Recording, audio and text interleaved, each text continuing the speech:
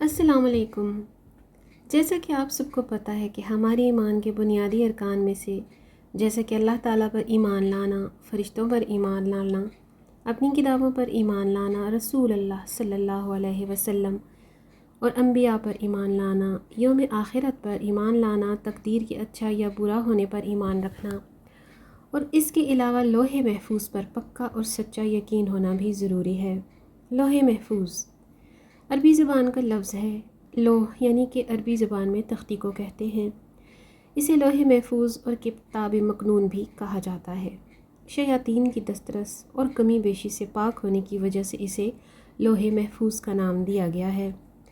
روایت میں آتا ہے کہ اللہ تعالیٰ نے دو جہان بنانے سے 50,000 سال پہلے لوح محفوظ کی تخلیق کی۔ اللہ تعالیٰ نے جب قلم اور لوح محفوظ کو تخلیق کیا تو اللہ تعالیٰ نے قلم کو حکم دیا کہ لکھ۔ قلم نے اللہ تعالیٰ سے عرض کیا، یا اللہ تعالیٰ میں کیا لکھوں؟ اللہ تعالیٰ نے ارشاد فرمایا، اس کائنات کے شروع ہونے سے ختم ہونے تک کے تمام معاملات کو لکھ دے۔ تو قلم نے اللہ کے حکم کی پیروی کرتے ہوئے سب کچھ لوح محفوظ پر لکھ دیا۔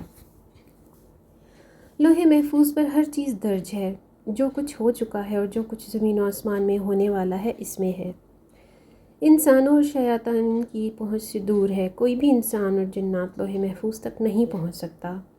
صحیح بخاری میں بیان کیا گیا ہے کہ اللہ پاک کے پیارے نبی آخر الزماں صلی اللہ علیہ وسلم نے فرمایا کہ اللہ تعالیٰ نے لوح محفوظ پر ہر چیز درج کر دینے کے بعد زمین و آسمان کے درمیان ہر چیز لوح محفوظ میں درج کی ہے۔ اللہ تعالیٰ سورہ بروج میں ارشاد فرماتا ہے، بلکہ یہ قرآن جو لوح محفوظ پر لکھا گیا ہے۔ قرآن پاک کے اس سورہ میں یہ بھی ذکر کیا گیا ہے کہ آج جو قرآن پاک کی تلاوت ہم مومن کرتے ہیں، یہ وہی قرآن پاک ہے جس کو اللہ تعالیٰ نے زمین و آسمان بنانے سے 50,000 سال پہلے لکھ دیا تھا۔ لوح محفوظ عرش کی دائیں جانب میں ہے۔ حضرت سیدنا ابن عباس رضی اللہ تعالیٰ عنہ نے فرمایا، اللہ عز و جل نے لوح محفوظ کو جب پیدا فرمایا، اس کے ساتھ ساتھ تفسیر ابن کثیر میں ہے کہ لوح محفوظ کی چوڑائی مشرق و مغرب کے فاصلے کے برابر ہے۔ لوح محفوظ کس چیز سے بنی ہے؟ کیا لوح و قلم ان اشیاء میں ان کی حقیقی کیفیت اللہ عز و جل اور اس کے بتائے ہوئے سرکار دو عالم صلی اللہ علیہ وسلم جانتے ہیں؟ البتہ کچھ حدیث میں بھی ایسی کیفیات کا بیان ملتا ہے۔ سرکار دو عالم صلی اللہ علیہ وسلم نے ارشاد فرمایا، لوح محفوظ سفید موتی سے بنی ہے، اس کے صفحات سرخ یاقوت کے ہیں، اس کا کلام نور اور کتاب میں لکھا ہے۔ اللہ پاک ہر روز لوح محفوظ کی طرف ایک بار دیکھتا ہے۔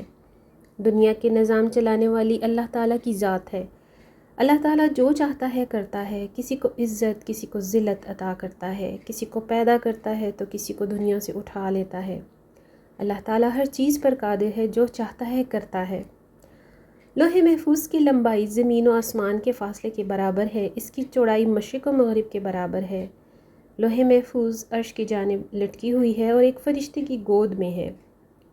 حضرت ابن عباس سے مروی ہے کہ لوح محفوظ پر یہ الفاظ درج ہے کہ اللہ کے سوا کوئی عبادت کے لائق نہیں ہے، اس کا دین اسلام ہے۔ حضرت محمد صلی اللہ علیہ وآلہ وسلم اللہ کے رسول ہیں۔ جو بھی بندہ اللہ تعالیٰ کی عبادت کرے گا، اس کے نبیوں اور رسولوں کی کتابوں پر یقین لائے گا، اللہ تعالیٰ اس کو جنت میں اعلیٰ مقام دے دے گا۔ لوح محفوظ پر اللہ تعالیٰ نے ڈیوٹی لگائی ہوئی ہے کہ اللہ تعالیٰ کے سب سے نزدیک لوح محفوظ ہے جو کہ اس کے ساتھ لٹکی ہوئی ہے۔ اللہ تعالیٰ کوئی بھی کام کرنے کا ارادہ کرتا ہے تو لوح محفوظ پر لکھ دیتا ہے۔ یہ لوح محفوظ حضرت اسرافیل کے ماتھے کو جا لگتی ہے۔ حضرت اسرافیل اللہ تعالیٰ کی عظمت کے آگے اپنا سر جھکائے ہوئے ہیں۔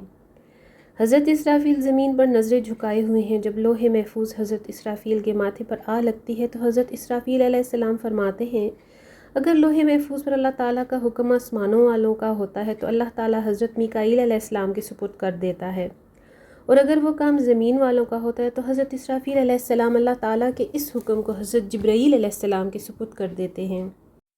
قیامت کے دن سب سے پہلے جس چیز کا حساب ہوگا وہ لوح محفوظ ہوگا۔ اللہ تعالیٰ قیامت کے دن سب سے پہلے لوح محفوظ کو حساب کتاب کے لیے بلائے گا تو اس کا ہر حصہ کانپ رہا ہوگا، اور اللہ تعالیٰ لوح محفوظ سے فرمائے گا، کیا تم نے میرے سارے حکم پہنچا دیے تھے؟ لوح محفوظ بولے گی، اللہ تعالیٰ کی بارگاہ میں عرض کرے گی، میرے رب، پھر حکم ہوگا تو تیرے حق میں کون گواہی دے گا؟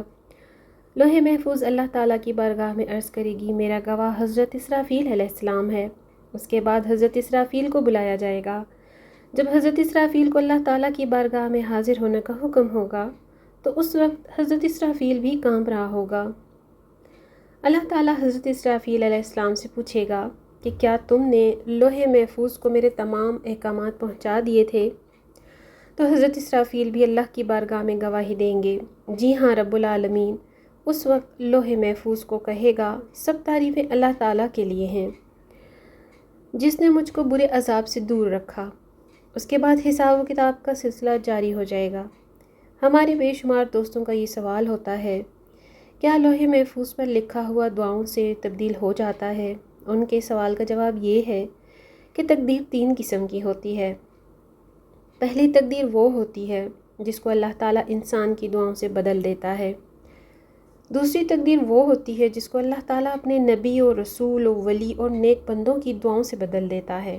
اس کی قسم کی تقدیر کو تو بدلا جا سکتا ہے، لیکن تقدیر کی تیسری قسم وہ ہے جو لوح محفوظ پر لکھی ہوئی ہے۔ اس تقدیر کو کبھی بھی نہیں بدلا جا سکتا، اس میں کسی بھی قسم کی تبدیلی نہیں کی جا سکتی۔